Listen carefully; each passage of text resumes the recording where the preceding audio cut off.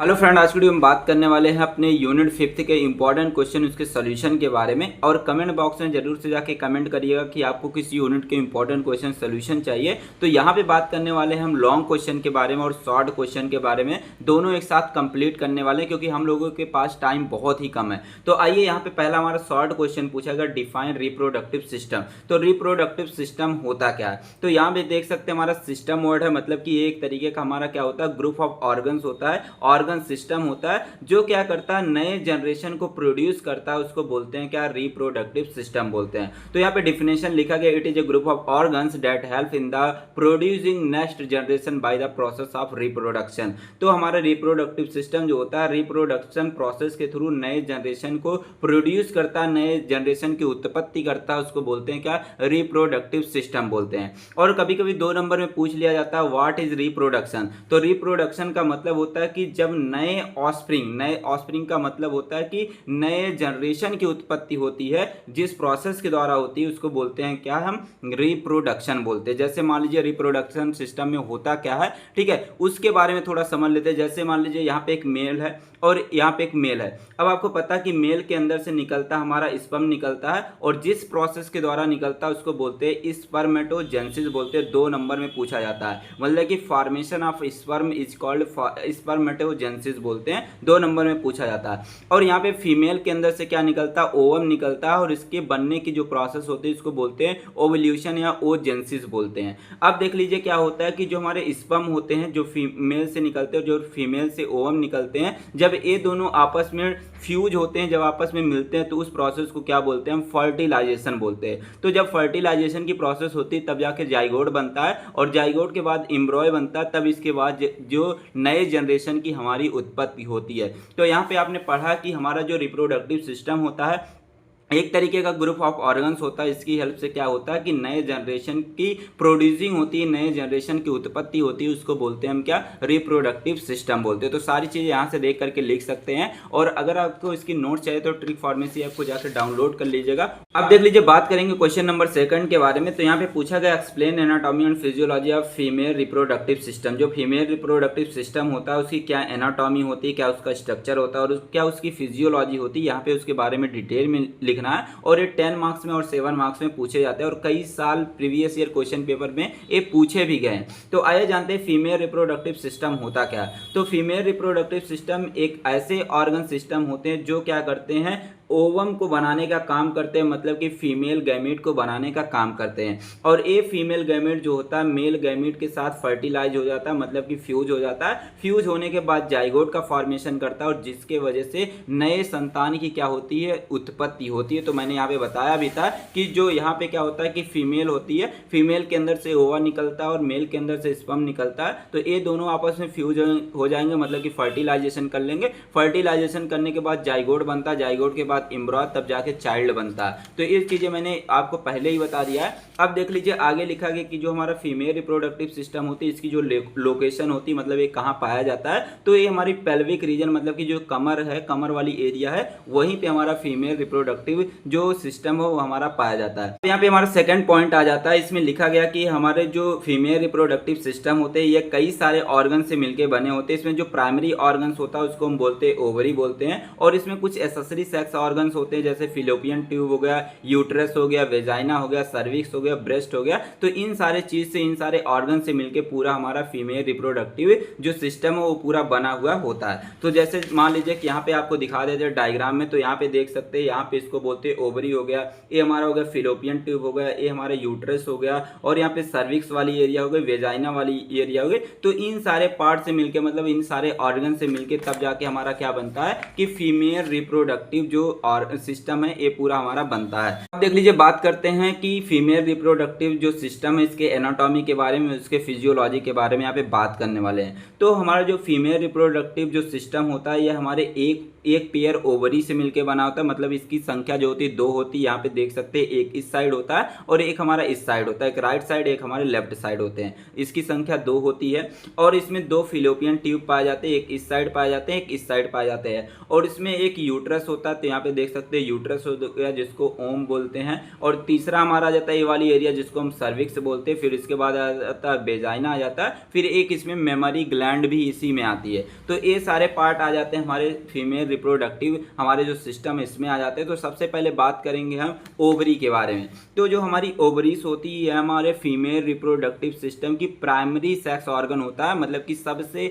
Important organ हमारा यही होता है। और इसकी जो संख्या होती है एक जोड़ी होती है, मतलब ये 2 नंबर में पाए जाते हैं, मतलब एक राइट साइड पाए जाते हैं, एक हमारे लेफ्ट साइड प्रेजेंट होते हैं। अब देख लीजिए आगे लिखा गया कि इसका जो शेप होता है ओवल शेप का होता है। यहाँ पे देख सकते हैं गोल सा मैंने बना भी दिया है, ठीक है, ओवल शेप का बना है। ओवल मतलब कि अंडे के आकार का इसका शेप होता है। अब देख लीजिए आगे लिखा कि इसका जो लोकेशन होता है पेल्विक कैविटी, मतलब कि ये जो हमारी पेल्विक कैविटी होती है, पेल्विक कैविटी में दोनों साइड में हमारे एक एक ओवरीज प्रेजेंट होते हैं, एक लेफ्ट साइड में एक हमारे राइट साइड में प्रेजेंट होते हैं। और इसकी जो लेंथ होती है वह हमारी 2 से 4 सेंटीमीटर होती है। और इसका जो मेन काम है क्या करता है, एक मतलब कि ओवम को बनाने का काम करता है, ओवम को प्रोड्यूस करने का काम करता है। और इसके साथ साथ मतलब ओवम के साथ साथ एक कुछ हार्मोन्स को भी निकालता है। और उस हार्मोन्स को बोलते हैं क्या, एस्ट्रोजन हार्मोन्स बोलते हैं और प्रोजेस्टेरॉन हार्मोन्स बोलते हैं। अब देख लीजिए आगे लिखा गया ovaries covered with the membrane called the ovarian stroma, मतलब कि ओवरी जो होती है ओवरी के ऊपर हमारी एक लेयर इस तरीके से पाई जाती है जो क्या करती है पूरे ओवरी को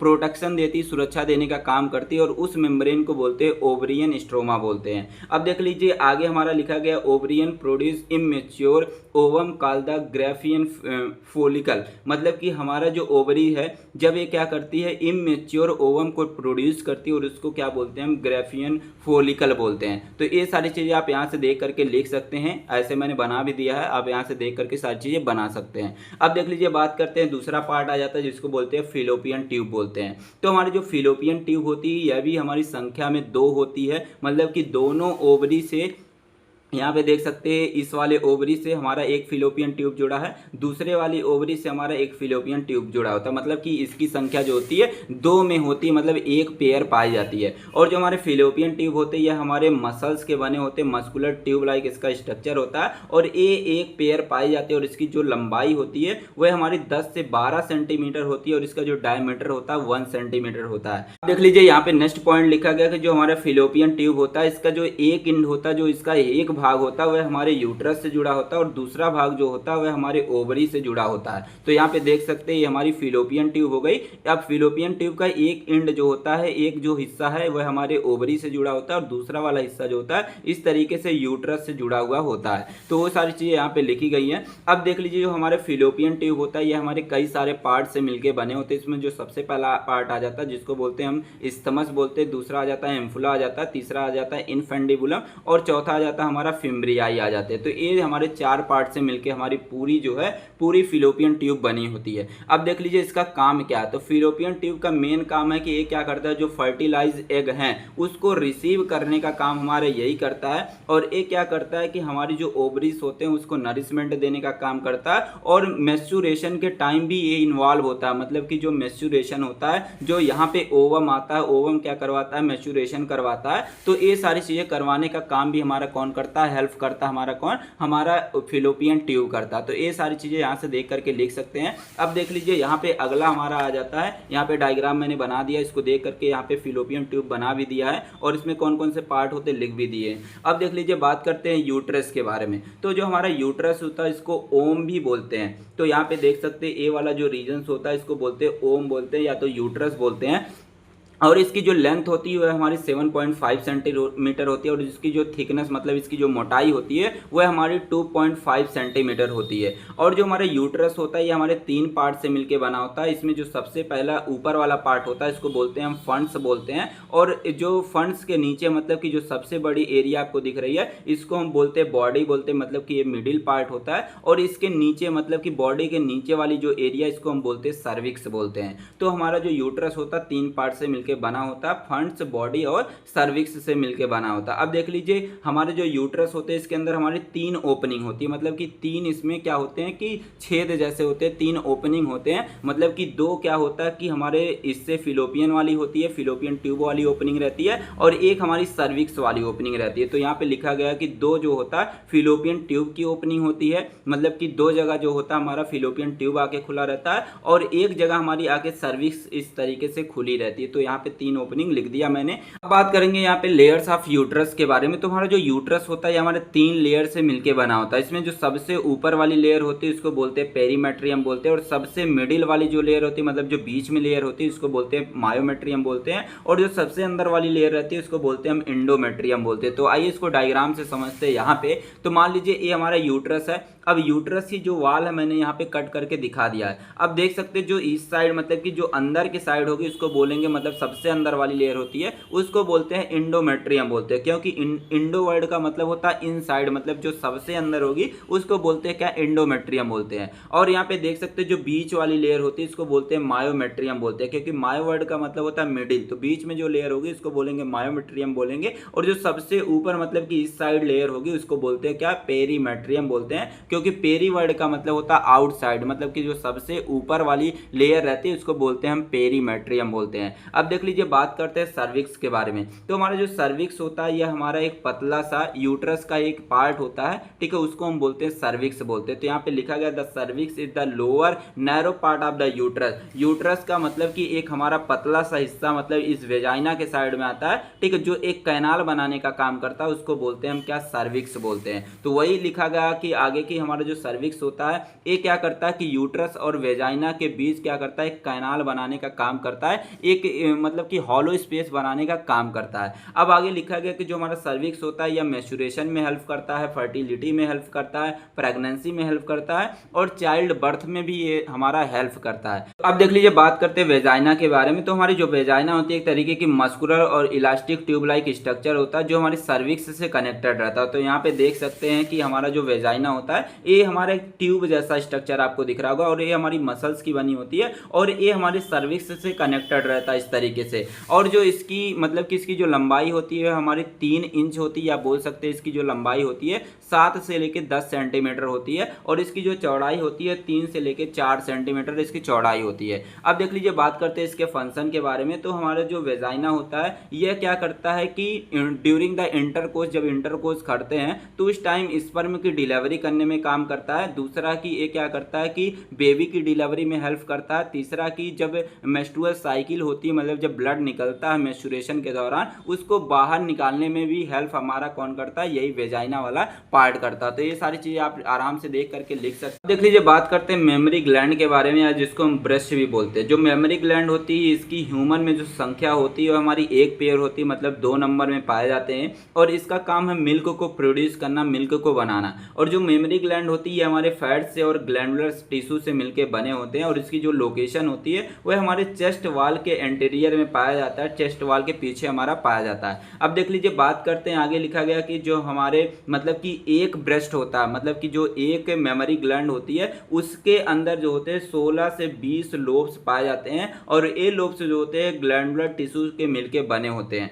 अब देख सकते हैं यहाँ पे जो ब्रेस्ट है इसके अंदर आपको गुब्बारे जैसे स्ट्रक्चर दिख रहे हैं, इसको बोलते हैं हम एल्वुलाई बोलते हैं, और इसी एल्वुलाई के अंदर हमारे मिल्क स्टोर रहते हैं। इतनी सारी चीजें आपको मतलब क्लियर है। अब देख लीजिए बात करते हैं जो हमारे ये एल्वुलाई रहते हैं ये हमारे मतलब कि एक कैनाल से कनेक्टेड रहते हैं, एक डक्ट से कनेक्टेड रहते हैं, जिसको बोलते हैं मेमोरी डक्ट बोलते हैं। और ये मेमोरी डक्ट जो होते हैं नेप्पल से कनेक्टेड रहते हैं, जिसके थ्रू क्या होता है कि हमारी जो एल्वुलाई होती है ये क्या करती है, मिल्क को भेजती है कहाँ पे, हमारी मेमोरी डक्ट में भेजती है। अब मेमोरी डक्ट क्या करता है, उसको नेप्पल में भेजने का काम करता है। तो ये सारी चीजें इसको बना करके आप आराम से लिख लीजिएगा। अब देख लीजिए तीसरा क्वेश्चन जो 2 नंबर में पूछा जाता है, डिफाइन ओजेनेसिस। तो मैं जब शुरू में ही आपको पढ़ाया, पहला पॉइंट आपको पढ़ाया, तो मैंने वहीं पे ही बता दिया कि ओजेनेसिस का मतलब होता है कि एक ऐसी प्रोसेस जब क्या होता है, ओवम का फॉर्मेशन होता है, फीमेल गैमेट का फॉर्मेशन होता है, उसको हम बोलते हैं ओजेनेसिस बोलते हैं। अब देख लीजिए मतलब चौथा क्वेश्चन आ जाता है, स्पर्मेटोजेनेसिस आ जाता है। स्पर्मेटोजेनेसिस जो होती है एक ऐसी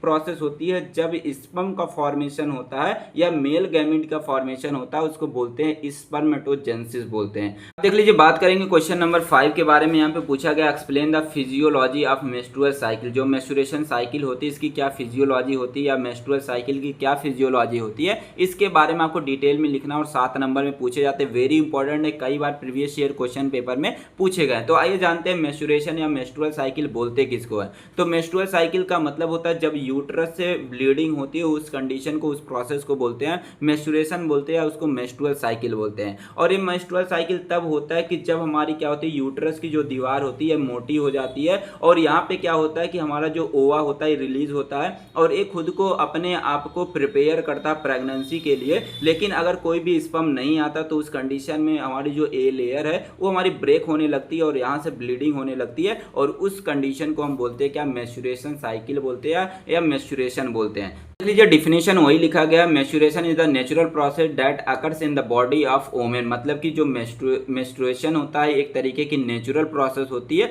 जो एक वुमेन के अंदर एक फीमेल के अंदर होती है। और इसमें क्या होता है कि ये जो प्रोसेस होती है जो मेंस्ट्रुअल साइकिल की प्रोसेस होती है एवरी मंथ होती है। और एवरी मंथ में क्या होता है कि जो हमारी यूट्रस की दीवार रहती है वो हमारी मोटी होती जाती है और खुद को प्रेगनेंसी के लिए प्रिपेयर करती है। लेकिन होता क्या इसमें जो यज्ञ होता है यह मतलब कि जैसे ये दीवार मोटी होती है तुरंत हमारा यहाँ से मतलब कि ओवरी के पास मैसेज आएगा, ओवरी क्या करती है यहाँ पे ओवा रिलीज करती है। अब ये ओवा रिलीज हो गया, अब अगर कोई स्पर्म आ गया तब तो यहाँ पे प्रेगनेंसी हो जाएगी, फ्यूजन हो जाएगा। लेकिन अगर कोई भी ओवम यहाँ पे नहीं आती तो ये हमारी जो मेम्ब्रेन है ये धीरे धीरे करके डिग्रेड होने लगती है, ब्रेक होने लगती है, टूटने लगती है और जिसके वजह से क्या होता है कि हमारे यूट्रस से ब्लीडिंग होने लगती है, वेजाइना से होते हुए बाहर आएगी और उस प्रोसेस को बोलते हैं क्या मेंस्ट्रुएशन बोलते हैं या मेंस्ट्रुअल साइकिल बोलते हैं। तो डिफिनेशन यहाँ से देख करके ये वाली डिफिनेशन आप लिख लीजिएगा। यहाँ पे लिखा है if the egg not fertilize the uterine lining break the release through the vagina in the form of blood and tissue. मतलब कि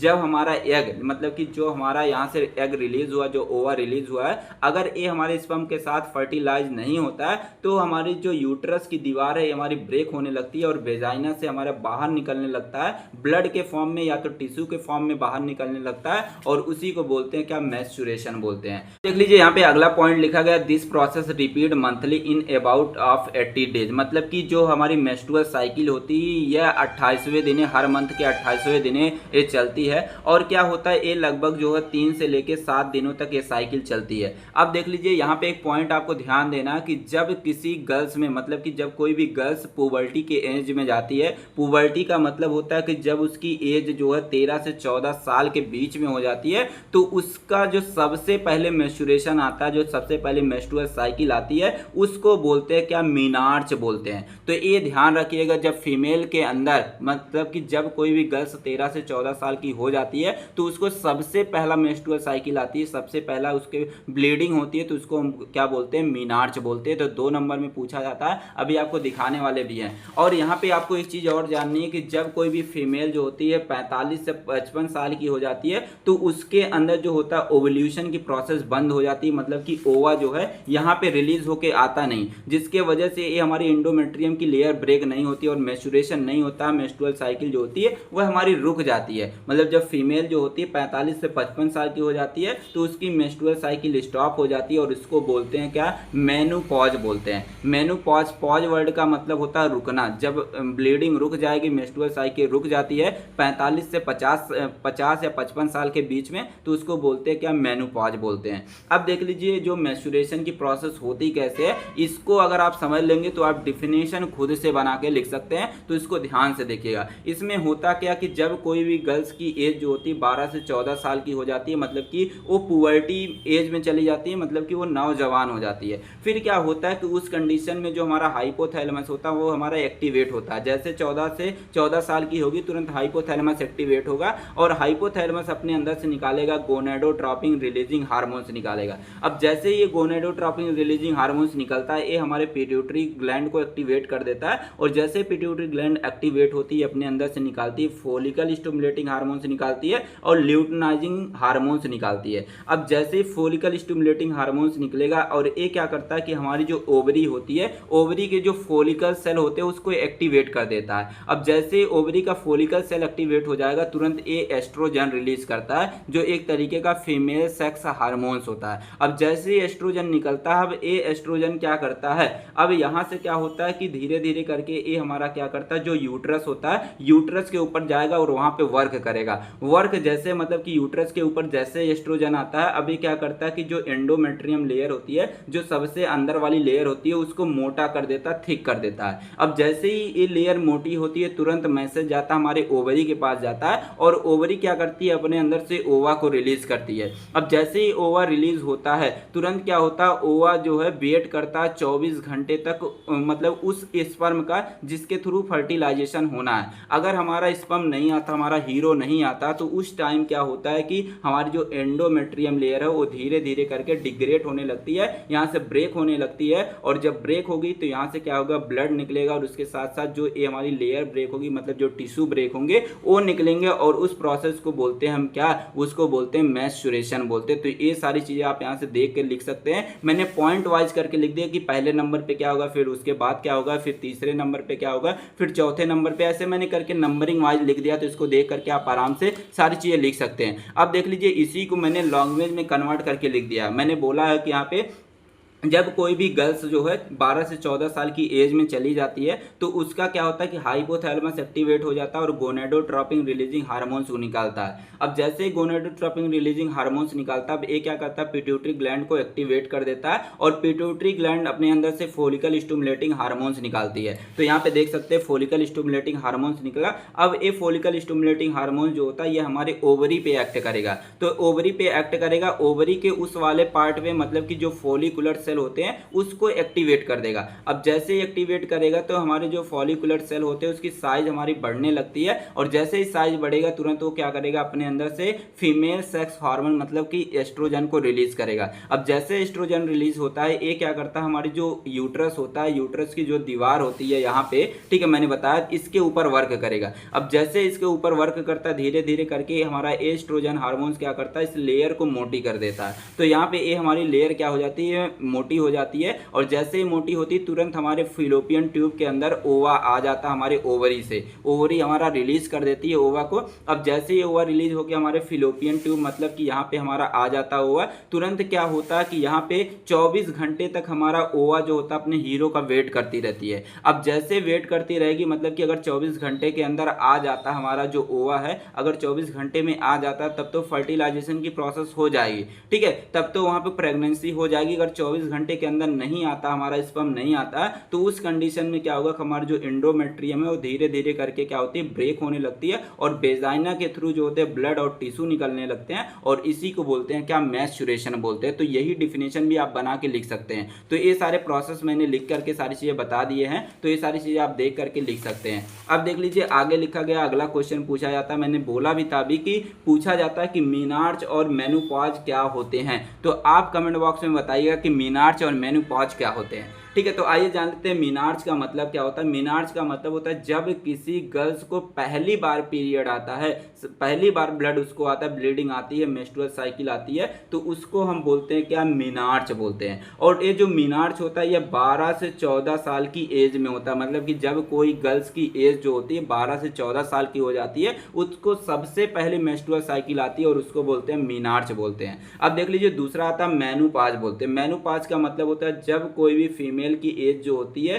45 से 55 साल की हो जाती है, तो उसका मेंस्ट्रुअल साइकिल जो होता है, मतलब कि उसका पीरियड आना बंद हो जाता है, तो उसको हम बोलते हैं मेनोपॉज बोलते हैं। समझ गए सारी चीजें। अब देख लीजिए यहाँ पे 7वां क्वेश्चन पूछा गया। 7वें क्वेश्चन में दिया गया draw a well level diagram of male testis. तो यहाँ पे मेल टेस्टिस का क्या करना है, एक आपको डायग्राम बताना है, उसकी एनाटॉमी के बारे में लिखना है और इसके साथ साथ जो स्पर्मेटोजेनेसिस प्रोसेस होती है, मतलब कि स्पर्म कैसे बनता है, इसके बारे में भी आपको डिटेल में लिखना है और 10 नंबर ये आपको दिलाएगा।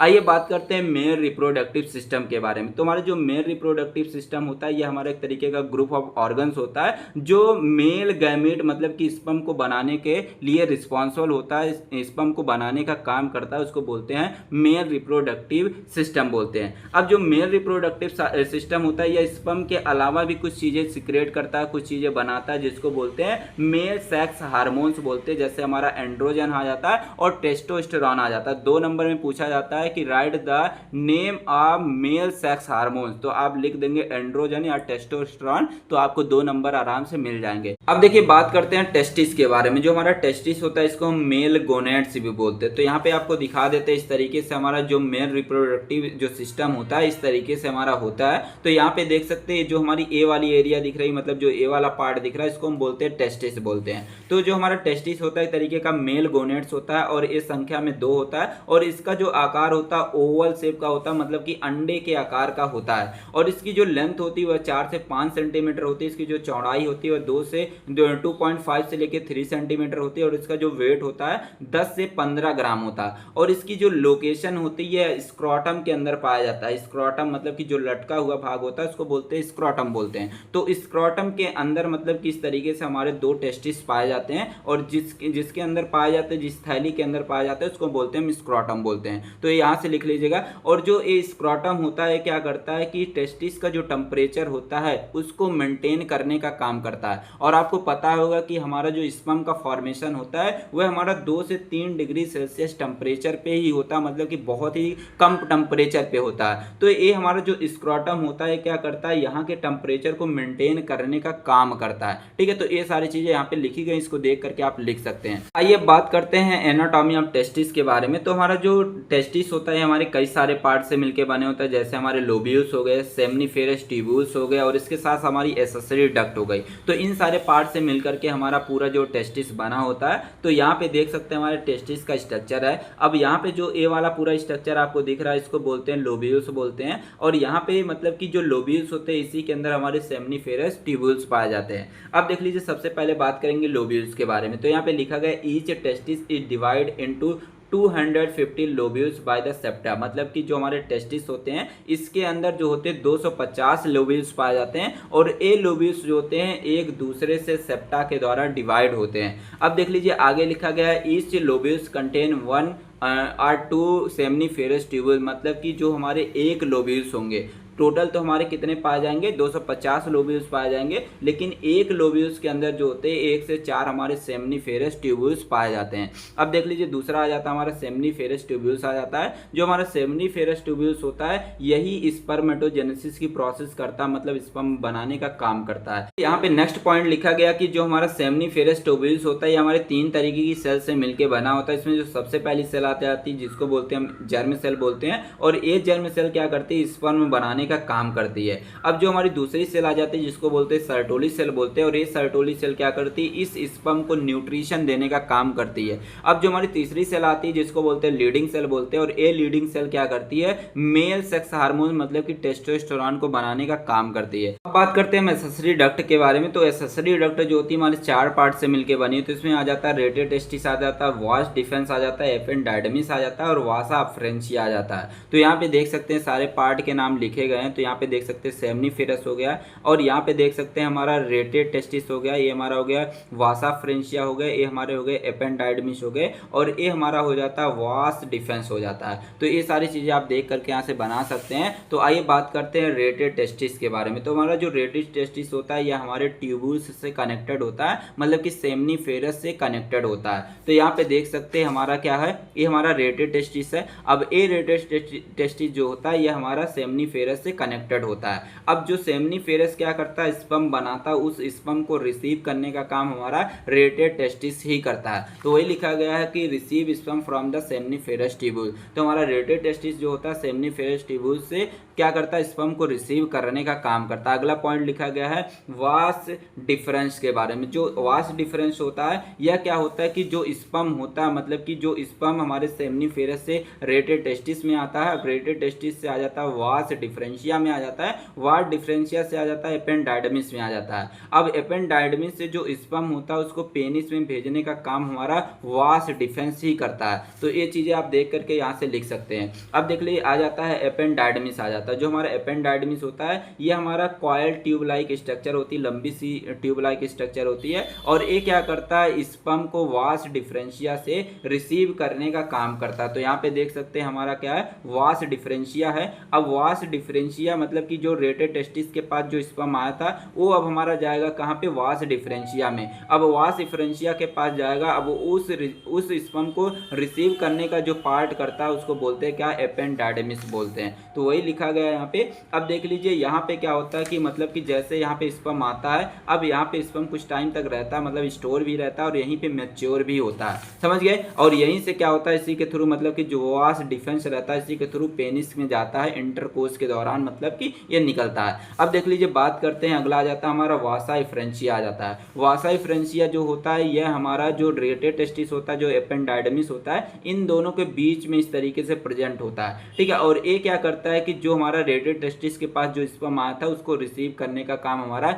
यही करता है, और आगे भेजने का काम मतलब कि एपेंडाइडमिस में भेजने का काम हमारा यही वासा एफरेंशिया करता है। तो ये सारी चीजें आप देख करके लिख सकते हैं। तो आइए इसको डायग्राम से थोड़ा समझ लेते हैं। तो मैंने बोला कि यहाँ पे क्या होता है कि हमारा ऐसे फोल्डेड स्ट्रक्चर होता है जिसको बोलते हैं सेमनीफेरस ट्यूब्यूल्स बोलते हैं। अब सेमनीफेरस ट्यूब्यूल्स क्या करता है, इस तरीके से स्पर्म बनाता है, और जो स्पर्म बनता है उसको बोलते हैं प्राइमरी स्पर्म बोलते हैं, और ये हमारा इमेच्योर स्पर्म होता है, ठीक है। अभी स्पर्मेटोजेनेसिस में सिखाने वाले हैं। तो अब देख लीजिए यहाँ पे क्या हुआ कि स्पर्म बन गया हमारे सेमनीफेरस ट्यूब्यूल्स के द्वारा। अब क्या होता है कि ये हमारा स्पर्म जो होता है ये आता है हमारे कहाँ पे, रेटेड टेस्टिस में आता है। मतलब कि जो रेटेड टेस्टिस होता है ये क्या करता है, सेमनीफेरस से स्पर्म को रिसीव करने का काम करता है। अब इसके बाद जो हमारा रेटेड टेस्टिस के पास जो भी हमारा स्पर्म आया था वो अब हमारा जाता है कहाँ पे, वासा एफरेंशिया में जाता है। मतलब कि जो हमारे रेटेड टेस्टिस के पास स्पर्म आया था उसको रिसीव करने का काम हमारा वासा एफरेंशिया करता है। अब जो वासा एफरेंशिया होता है उस स्पर्म को एपेंडाइडमिस में भेजने का काम करता है, और इसी एपेंडाइडमिस में हमारा क्या होता है कि स्पर्म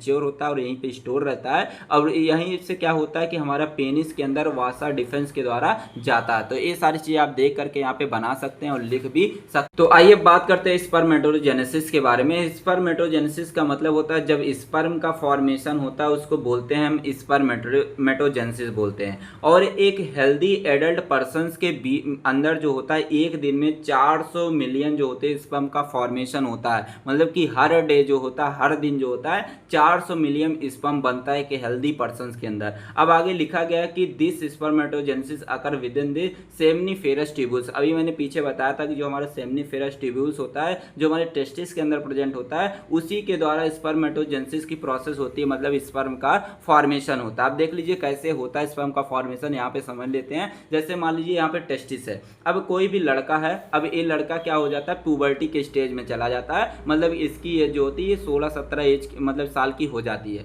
जैसे ये पुबर्टी के एज में जाता है तुरंत क्या होता है कि इसका हाइपोथैलेमस एक्टिवेट हो जाता है, और जैसे एक्टिवेट होगा तो ये निकालेगा गोनेडोट्रोपिन रिलीजिंग हार्मोन्स निकालता है। अब जैसे गोनेडोट्रोपिन रिलीजिंग हार्मोन्स निकलेगा, अब ये हार्मोन जो होता है पिट्यूटरी ग्लैंड को एक्टिवेट कर देता है। पिट्यूटरी ग्लैंड क्या करती है, फोलिकल स्टिमुलेटिंग हार्मोन्स निकालती है और ल्यूटेनाइजिंग हार्मोन्स निकालती है। अब ये हमारा जो फोलिकल स्टिमुलेटिंग हार्मोन्स होते हैं और जो ल्यूटेनाइजिंग हार्मोन्स होते हैं ये जाते हैं हमारे कहाँ पे, हमारे जाते हैं जो टेस्टिस होता है इसके अंदर जाते हैं। अब जैसे टेस्टिस के अंदर जाएंगे, अब टेस्टिस के अंदर जो हमारी सेमनीफेरस ट्यूब्यूल्स होता है, और इस सेमनीफेरस ट्यूब्यूल्स के अंदर हमारे पाई जाती है 3 तरीके की सेल पाई जाती है। मतलब कि एक होती है हमारी लीडिंग सेल होती है, और इसी लीडिंग सेल को क्या करते हैं, जो हमारे हार्मोन्स होते हैं इसको एक्टिवेट कर देते हैं। अब जैसे एक्टिवेट करते हैं तुरंत हमारी लीडिंग सेल क्या करता है, अपने अंदर से टेस्टोस्टेरोन निकालता है, और ये टेस्टोस्टेरोन क्या करता है, जो जर्म सेल होती है उसको एक्टिवेट कर देती है, और जर्म सेल क्या करती है, अपने अंदर से स्पर्म का फॉर्मेशन करती है। तो इस तरीके से जैसे जैसे मैंने सारी चीजें बताई हो उसी तरीके से आपको इसको लिखना है एग्जाम में, अपने लैंग्वेज में कन्वर्ट करके ही सारी चीजें आपको लिखना है। तो अब देख लीजिए बात करते हैं स्पर्मेटोजेनेसिस के प्रोसेस के बारे में, मतलब कि स्पर्म का फॉर्मेशन होता क्या है। तो यहाँ पे मैंने बताया था कि जो हमारी जर्म सेल है यहाँ पे स्पर्म बनाती है, मतलब कि हमारे जो सेमनीफेरस ट्यूब्यूल्स होते हैं इसी के अंदर जो होता है स्पर्म के बनने की प्रोसेस होती है। तो सबसे पहले जो बनता है उसको बोलते हैं क्या, स्पर्मेटोगोनिया बोलते हैं। और ये स्पर्मेटोगोनिया जो होता है इसका मिटोसिस होता है, तो ये हमारा प्राइमरी स्पर्मेटोसाइट में कन्वर्ट हो जाता है। अब जो हमारे यहाँ प्राइमरी स्पर्मेटोसाइट बनता है, अब इसका मिटोसिस फर्स्ट होता है, तो ये हमारा सेकेंडरी स्पर्मेटोसाइट में कन्वर्ट हो जाता है। और फिर इसका क्या होता है, मिटोसिस सेकंड होता है, तो ये हमारा स्पर्मेटिड्स में कन्वर्ट हो जाता है। फिर ये स्पर्मेटिड्स जो होते हैं हमारे उसी जो सेमनीफेरस ट्यूब्यूल्स होते हैं उसी के अंदर हमारे स्पर्मेटोजोआ मतलब कि स्पर्म में कन्वर्ट हो जाते हैं। अब ये हमारा स्पर्म मतलब कि तभी हमारा मैच्योर होगा, तभी एक्टिव होगा जब ये क्या होता है कि हमारे सेमनीफेरस ट्यूब्यूल्स से बाहर निकलता है, रिलीज होता है। कब रिलीज होता है, जब क्या होता है स्पर्मेटोजेनेसिस की प्रोसेस होती है, तब ये हमारा क्या होता है कि यहाँ मतलब कि जो सेमनीफेरस ट्यूब्यूल्स होता है यहाँ से हमारा स्पर्म रिलीज होता है। तो ये सारी चीजें आप बना के लिख लीजिएगा, थोड़ा इसको रट लीजिएगा, आराम से इसको लिख दीजिएगा। ये बात करते हैं 8वें क्वेश्चन के बारे में। यहाँ पे पूछा गया डिफाइन इनहेरिटेंस। तो इनहेरिटेंस एक ऐसी प्रोसेस होती है जब जीन जो है पेरेंट्स से उनके बच्चों में ट्रांसफर होती है, उसको बोलते हैं इनहेरिटेंस बोलते हैं। तो यहाँ पे देख सकते हैं मेल है, मेल के अंदर जो होते हैं हमारे XY क्रोमोसोम क्रोमोसोम होते हैं और जो फीमेल होते हैं इनके अंदर एक्स एक्स क्रोमोसोम होते हैं। अब क्या होता है कि जब इनका क्रॉस कराया जाता है तो इनका कुछ मतलब गुण इनके बच्चों में आता है और इसका मतलब कि दोनों के गुण इनके बच्चों में आते हैं, तो उसको बोलते हैं क्या, इनहेरिटेंस बोलते हैं। तो ये सारी चीजें लिख लीजिएगा। अब देख लीजिए, बात करते हैं, यहाँ पे पूछा गया डिफाइन पास्चुरेशन। पास्चुरेशन का मतलब क्या होता है कि जब बच्चा जन्म लेता है, बच्चा पैदा होता है, तो उसको बोलते हैं क्या, उस प्रोसेस को बोलते हैं क्या, पास्चुरेशन बोलते हैं। तो यहाँ पे लिखा गया the process of child birth is called pasteurization. जब बच्चा पैदा होता है तो उसको क्या बोलेंगे, पास्चुरेशन बोलते हैं। अब देख लीजिए, बात करेंगे यहाँ पे अगले क्वेश्चन के बारे में। यहाँ पे पूछा गया कि आप क्रोमोसोम की डिफिनेशन बताइए और इसके टाइप्स मतलब इसके क्लासिफिकेशन के बारे में लिखिए डिटेल में, 7 मार्क्स में पूछे जाते हैं। तो आइए सबसे पहले समझते हैं क्रोमोसोम के बारे में। तो हमारा जो क्रोमोसोम होता है 2 वर्ड से मिलकर बना होता है, क्रोमो और सोम। क्रोमो का मतलब होता है कलर, सोम का मतलब होता है बॉडी, मतलब कि होता है कलर्ड बॉडी को हम बोलते हैं क्रोमोसोम बोलते हैं। अब यहाँ पे माइंड में आ रहा है सर इसको कलर बॉडी क्यों बोल रहे हैं, क्योंकि जब हम क्रोमोसोम को किसी डाई के अंदर, किसी भी कलर के अंदर डालते हैं तो क्या करता है, कलर को प्रोड्यूस करता है, उसको बोलते हैं क्या, क्रोमोसोम बोलते हैं। तो हमारा जो क्रोमोसोम होता है एक थ्रेड मतलब कि धागे जैसा स्ट्रक्चर होता है और ये हमारे डीएनए से बना होता है और ये डीएनए जो होता है हमारे हिस्टोन प्रोटीन के ऊपर इस तरीके से कॉइल्ड रहता है, ठीक है, उसके ऊपर मुड़ा रहता है और क्रोमोसोम बनाता है। अब देख लीजिए, जो हमारा क्रोमोसोम होता है ये हमारे न्यूक्लियस के अंदर प्रेजेंट होता है। अब देख लीजिए इसके स्ट्रक्चर के बारे में, तो यहाँ पे ध्यान से समझिएगा कि हमारे क्रोमोसोम बनता कैसे। तो यहाँ पे जो हमारा न्यूक्लियस रहता है, न्यूक्लियस के अंदर पाए जाते हैं हमारे इस तरीके से क्रोमैटिन पाए जाते हैं। अब इस क्रोमैटिन को एक हमारी होती है प्रोटीन होती है जिसको बोलते हैं हिस्टोन प्रोटीन बोलते हैं। अब ये हिस्टोन प्रोटीन क्या करेगी, उसको अपने अंदर लपेट लपेट लपेट के मतलब कंडेंस करके सिकोड़ करके इस तरीके से स्ट्रक्चर दे देती है जिसको बोलते हैं हम क्या, क्रोमोसोम बोलते हैं। और ये हमारा जो क्रोमोसोम होता है ये हमारे टीलोमियर मतलब कि ऊपर के साइड हमारे टर्मिनल पे पाए जाते हैं, टीलोमियर और सेंट्रोसोम मतलब जो सेंटर में पाए जाते हैं, और हमारे क्रोमेटिड से, और इसके अंदर हमारे डीएनए के एक धागे जैसा स्ट्रक्चर होता है। इन सारे पार्ट से मिलकर के हमारा पूरा क्रोमोसोम बना हुआ होता है। तो अब देख लीजिए, बात करते हैं केमिकल कंपोजिशन के बारे में, मतलब कि जो हमारा क्रोमोसोम होता है वह हमारे किन किन केमिकल से मिलकर बना होता है। तो हमारा जो क्रोमोसोम होता है ये 40% डीएनए से बना होता है, 60% प्रोटीन से बना होता है। अब जो प्रोटीन में आ जाता है जैसे हमारा हिस्टोन प्रोटीन आ जाता है और नॉन हिस्टोन प्रोटीन आ जाती है। अब देख लीजिए, बात करते हैं क्लासिफिकेशन मतलब कि टाइप्स ऑफ क्रोमोसोम के बारे में। तो यहाँ पे जो क्रोमोसोम का क्लासिफिकेशन किया गया सेंट्रोसोम के पोजीशन के बेसिस पे किया गया है, ठीक है, मतलब कि जो हमारा क्रोमोसोम है, क्रोमोसोम में जो हमारा सेंट्रोसोम होता है वह हमारा कहाँ पे प्रेजेंट होता है, उसके पोजीशन के बेस पे इसका क्लासिफिकेशन यहाँ पे किया गया है। अब देख लीजिए, इसमें सबसे पहला आ जाता है हमारा मेटासेंट्रिक आ जाता है। मेटासेंट्रिक का मतलब होता है कि जब हमारा सेंट्रोसोम एकदम सेंटर में पाया जाता है, जो हमारे इस तरीके से क्रोमैटिड्स होते हैं उसके सेंटर में पाए जाते हैं, उसको बोलते हैं हम क्या, मेटासेंट्रिक क्रोमोसोम बोलते हैं। और ये जो होती है इसमें जो आर्म होती है, जो इस तरीके से क्रोमैटिड दिख रही है, दोनों आर्म क्या होती है, सेम होती है और इसका जो आकार होता है वो हमारा बी शेप का होता है। अब देख लीजिए, आगे आ जाता है सब मेटासेंट्रिक आ जाता है। सब मेटासेंट्रिक में जो हमारा सेंट्रोसोम होता है ये हमारा स्लाइटली जो होता है सेंटर से अलग रहता है, मतलब कि सेंटर यहाँ पे होगा तो सेंटर से थोड़ा सा हटके रहेगा, उसको बोलते हैं सब मेटासेंट्रिक बोलते हैं। और इसमें एक आर्म बड़ी रहती है, एक आर्म हमारी छोटी रहती है और इसका जो आकार रहता है वह हमारा यल शेप का होता है। अब देख लीजिए, आ जाता है हमारा एक्रोसेंट्रिक क्रोमोसोम आ जाता है और इसको हम बोलते हैं सब टर्मिनल क्रोमोसोम बोलते हैं। सब टर्मिनल क्रोमोसोम का मतलब होता है कि जब हमारा क्रोमोसोम जो होता है टर्मिनल के पास में होता है, मतलब कि इंड मान लीजिए यहाँ पे है, इंड के थोड़ा सा नजदीक होगा, उसको बोलेंगे क्या, एक्रोसेंट्रिक क्रोमोसोम बोलते हैं। और इसमें जो होती है एक आर्म बहुत ज़्यादा बड़ी होती है और एक आर्म छोटी सी एकदम से होती है और इसका जो शेप होता है हमारा जे शेप का होता है। अब यहाँ पे हमारा लास्ट आ जाता है जिसको बोलते हैं टेलोसेंट्रिक क्रोमोसोम बोलते हैं। टेलोसेंट्रिक जो क्रोमोसोम होता है इसमें सिर्फ एक ही आर्म हमारी दिखाई देती है, उसको हम बोलते हैं टेलोसेंट्रिक क्रोमोसोम बोलते हैं। और इसमें देख सकते हैं सिंगल आर्म अपीयर होती है और इसमें जो होता है कि जो इसको हम टर्मिनल क्रोमोसोम बोलते हैं। टर्मिनल क्रोमोसोम इसलिए बोलते हैं क्योंकि एकदम लास्ट में चला आता है, जिसकी वजह से दूसरी आर्म हमारी नहीं दिखाई देती है, दूसरी हमारी क्रोमैटिड्स नहीं दिखाई देती है, उसको बोलते हैं टेलोसेंट्रिक क्रोमोसोम बोलते हैं। और इसका आकार देख सकते हैं आई शेप का है। तो ये सारी चीज़ें आपको समझ में आई होंगी। अगर आपके कोई भी डाउट्स रह जाते हैं कमेंट बॉक्स में जरूर से बताइएगा। थैंक्स फॉर वॉचिंग, मिलते हैं नेक्स्ट वीडियो में, तब तक के लिए टेक केयर, बाय बाय।